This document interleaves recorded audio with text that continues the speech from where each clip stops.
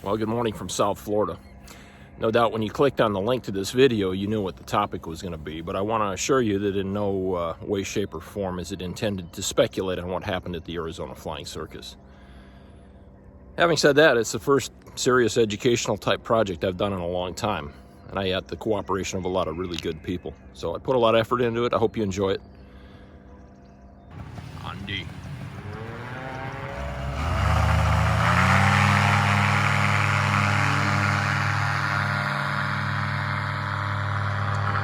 My name is Woody. I'm a paramotor pilot, and I'm on the acro progression. I was going to talk about 2 causes of riser twist in hopes of contributing to Todd's video if he sees fit to put that in there. Let's pretend that this was a propeller. If your propeller is vertical or near vertical, tilted back a little bit, like your hang points are set up correctly, and your prop twists, your prop creates torque, then what it does is it leans on one of the risers. It's a little bit like adding weight shift. And to counter it is fairly intuitive. You just lean the other way and you're set. Your motor may have some counter built into it in terms of torque compensating swing arms or something dynamic like the Scout or MacFly. But the point is that your motor's probably helping you a little bit, and you can help it a little bit by just, putting weight on the other butt cheek. All is cool. If you do nothing, all is probably still cool. When there's not an emergency, you're going to have a slight turn in the direction of that torque, and you'll be okay.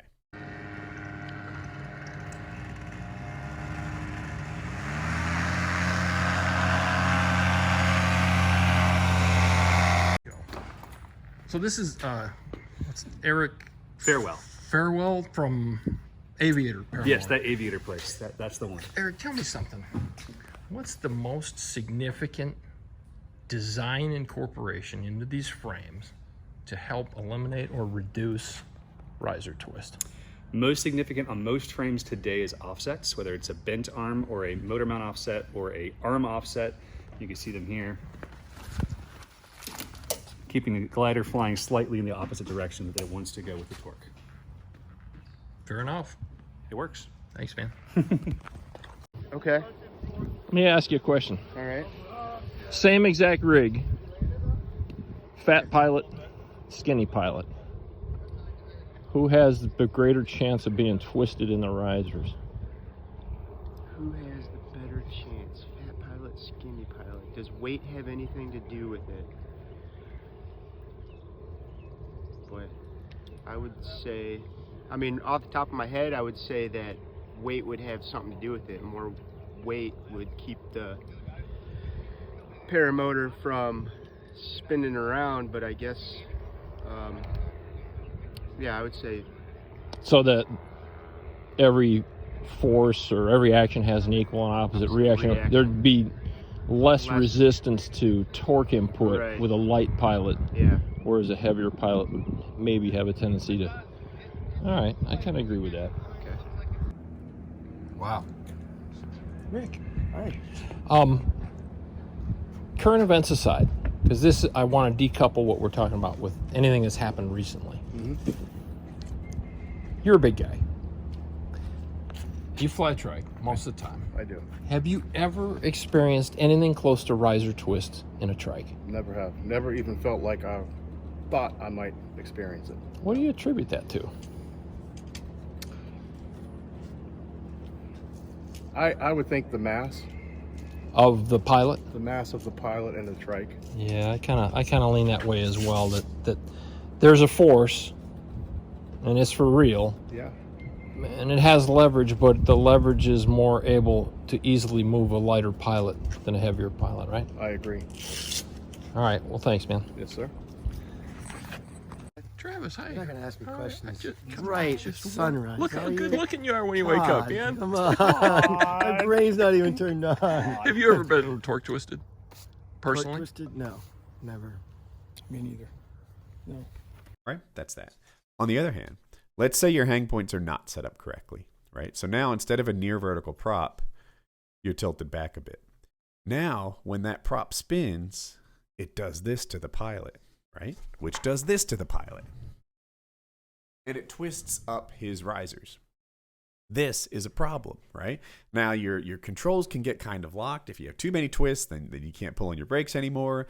Maybe you're flying backwards. The fix is pretty easy if you have altitude. Just let go of the throttle and your fully inflated wing, and you'll swing back you'll untwist like you would on a swing set, and all is cool. If you don't have the altitude to fix the problem, then you're in a really tough spot, and pilots have been really hurt because of bad hang point setups. This, in my opinion, is by far the most common reason for riser twists.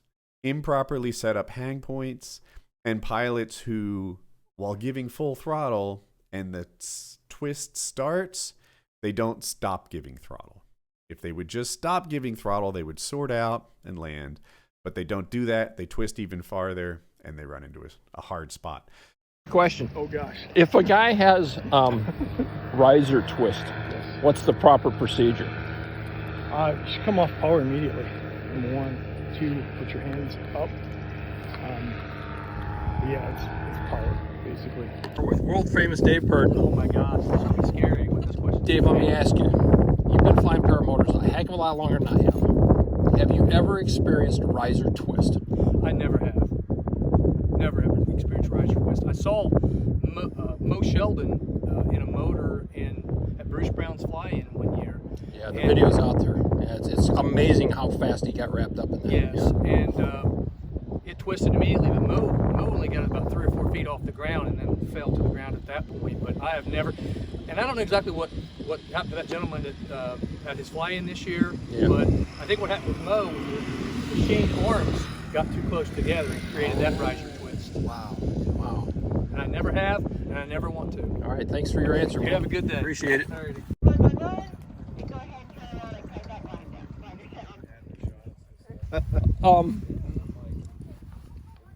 You're the only guy that I know in this community with a lot of fixed wing experience. Well, in the community that's here in attendance today. Today, yeah. With a lot of fixed wing time. So, torque is one phenomenon. There's another phenomenon, you know what I'm getting at, P factor. P factor. So, in a torque incident, is there a ratio of engine torque versus P factor that might induce or eliminate riser twist? I have no clue. I have no clue. I don't even think of P factor in paramotor. I don't think about P factor in the paramotor world in the traditional sense as I do flying reciprocating single engine airplanes. I understand. Do you believe there's 3 axes of flight for the pilot, and then a different 3 axes of flight for the wing? Yes. Yeah, and what causes that? It's because there's not a There's no hard connection. hard between the airframe, wing and whereas it's reduced to one 3-axis point Right. in a fixed wing airplane. All right, Exactly. well, that's just something to consider. Thanks. Okay. Complicated. You know, I had a buddy at home, a fixed wing buddy, and he went out to fly with me one night, and he started asking these types of questions. And he's an older guy. All he could say was it made his head hurt. So That's where I'm at, Todd. yep. No. You got good ideas. Good ideas. So what do we think momentarily? An increase in relative wind, and in our angle to the relative wind, might actually cause a little bit of P factor. Thank you. It might, and you can feel with a rapid increase in power. You can feel a twist start, and then it comes back, and then it stabilizes. Seeks equilibrium. Decreasing oscillations. But it's hard to say whether that's P factor effect or because you've got a soft connection between you and the glider, that you get that little twist. I agree. The inertia, it rotates to that point where the inertia or the springiness, I guess, of the risers pulls you back, and then it gets back to equilibrium. So.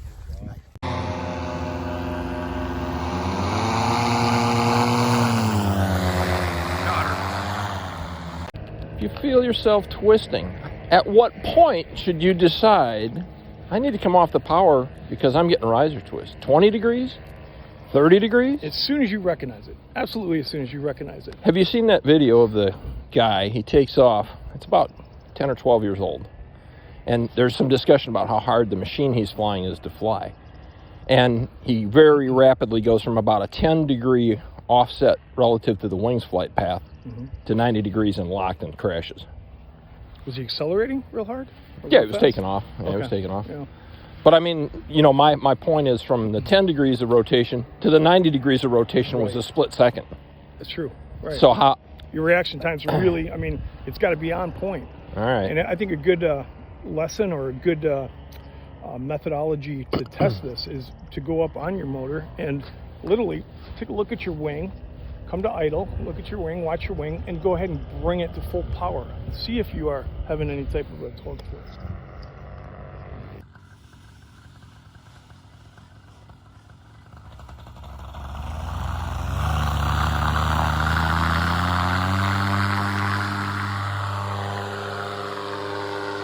Does wing speed have anything to do with this whole phenomenon?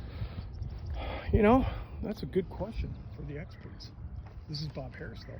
He's an expert. He's one of the PPG heroes. 60, how many years old? 100. 60 He's 105. All right, man. I'm gonna go flying.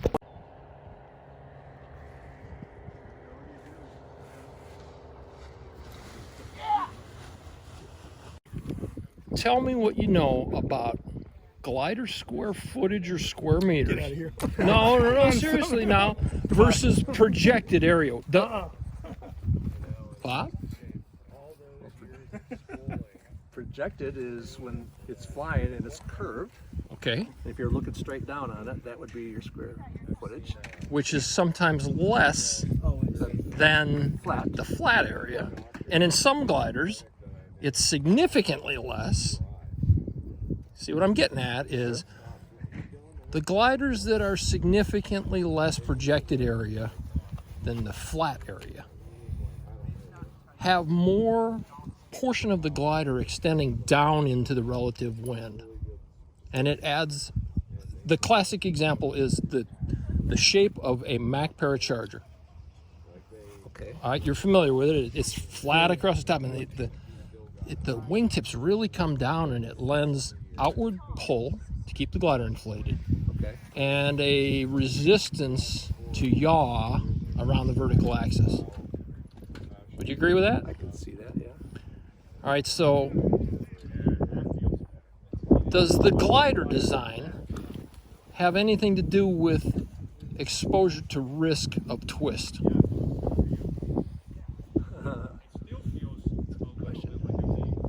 I think it does. I would say no. Yeah, not in this day's technology that is available. I think with riser twist, you're looking at more the power and the thrust of those motors and the torque. Torque of the engine. Let me throw out the scenario that I'm thinking. Of those riser. I agree that very much so. But let me throw out the scenario that makes me ask this question. The more advanced gliders have less of a difference between the actual area and the projected area. So they tend to be less likely to track straight. Turbulence can make them do this sort of a motion back and forth over your head. Yeah. So if the glider hits a bump and goes left and your torque is taking you to the right, very quickly with an advanced glider, you may be set up closer to being twisted than you would be with a A-rated glider that's anchored to the atmosphere a little bit tighter along that vertical axis or the yaw axis. Oh, yeah. You guys buy that? Yeah. I suppose if it made a quick twitch to the left and your engine is trying to go right, I guess you could throw a twist into your, but it would happen really quickly. It would happen like really quickly. Undo itself just as quick though. You would hope so. Yeah. You would hope so. All right, thanks. You know, since we initially filmed this little segment, my thought process has kind of waffled a little bit. I initially thought that maybe it would be better if the glider was anchored tightly to the atmosphere. But that only works if the pilot's flying the glider in the same direction as the twist. Maybe a wing that dances around the yaw axis eliminates or minimizes the resistance to the twist. Less likely to get twisted up, especially if the pilot's not flying the glider toward the twist.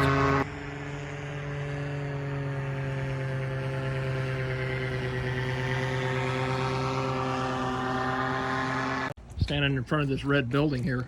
I got a question for you. Okay.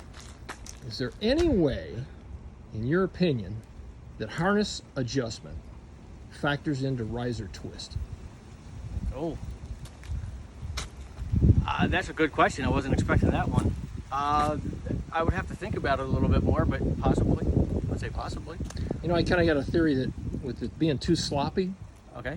the motor gets a little bit more advantage on the back of the pilot. Right. And if everything's tightened up really good. That's just my opinion. I don't know. I don't know that it would necessarily give it enough advantage to initiate more riser twist than if it was properly fitted. Right.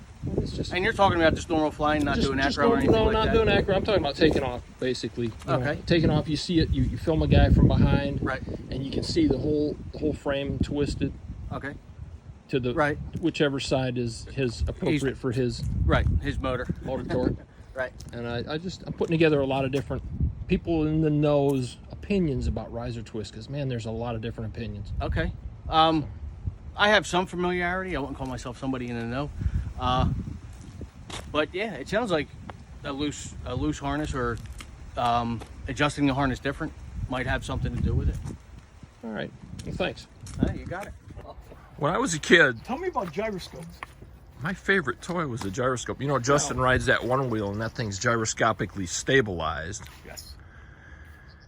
And I always had gyroscopes as a kid. They were my favorite toy because they did all kinds of cool stuff. You could stand them on a string. You could move them around. They had a propensity to stay in orientation in space. But they had one weird characteristic. When you change the axis that they rotate on, the force was like 90 degrees off. Do you think there's any chance that gyroscopic precession adds to the twist that initially wraps a guy up in a riser twist? Well, weren't you saying? Well, when you take that same gyroscope We're and just you talking would about tip it this. on your side, it would want to twist in your hand. Right. So I guess when you get into a lean back on their full power, you're going to want to twist. We could do that together. You Michigan guys are a hoot. Thanks, man. Yeah, man.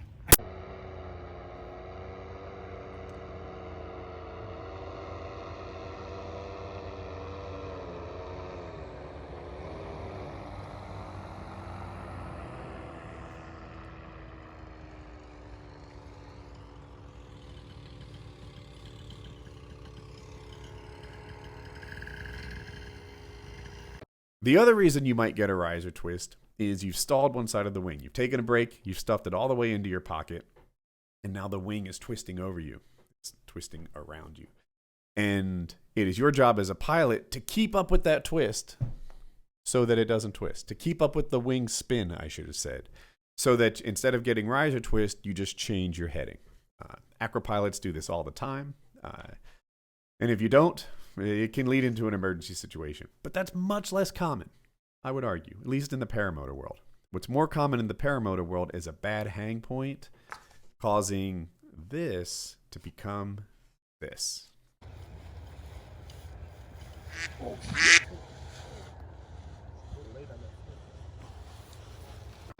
Well, here's a real interesting segment. Thanks, Q. Thanks, Woody, for getting permission to use this. But it looks here like this pilot initially got twisted up a little bit. And he steered it into the twist and landed in the same LZ that he launched from.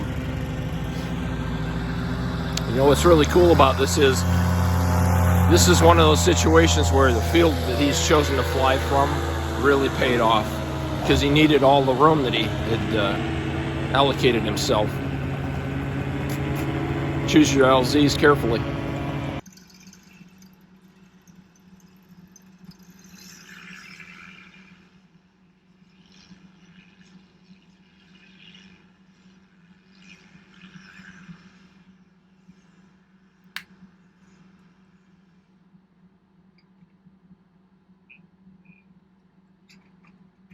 Well, no doubt these are some of the best people that participate in our sport. And by no means is it a complete list. There's a lot of good people.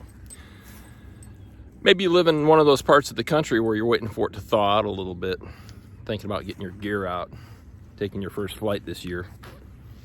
maybe get together with an instructor, or at least some of your flying buddies, and go over some of the basics in your mind. Get out and kite before you commit to flying.